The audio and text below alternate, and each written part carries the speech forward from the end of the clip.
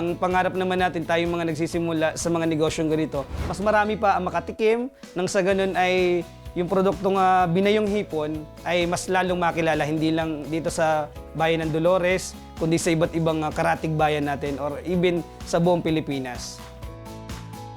Ngayon po ay ipapakita namin kung paano po namin ginagawa ang aming binayong hipon.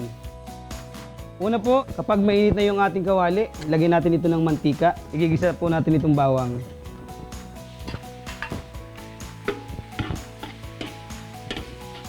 Ito po ang ating isusunod, mga 4 kilos of gata ng niyog.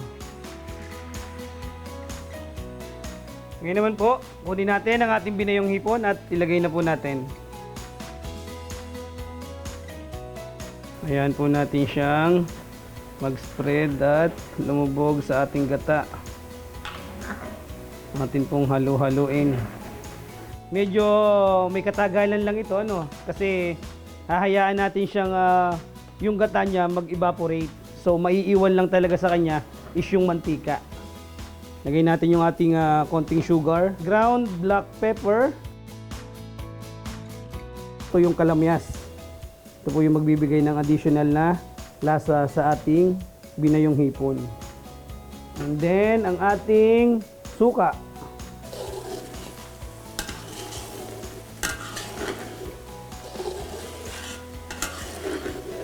Kailangan po kasi dito, tuloy-tuloy lang yung halo natin. Kasi once na nakalimutan nating halu-haluin, mapapansin natin yung ilalim niya. Parang yung sabi nga nung iba, nagtututong. Medyo kumakapit na sa ilalim. So gradually, hinahalo-halo po natin ito.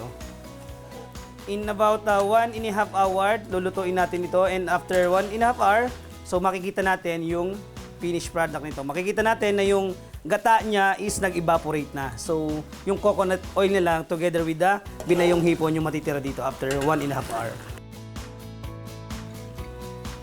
After 1.5 hour, ito na po ang itsura ng ating ginataang binayong hipon. Okay na to. At medyo palalamig-lamigin lang po natin bago po natin ito ilagay sa ating mga garapon.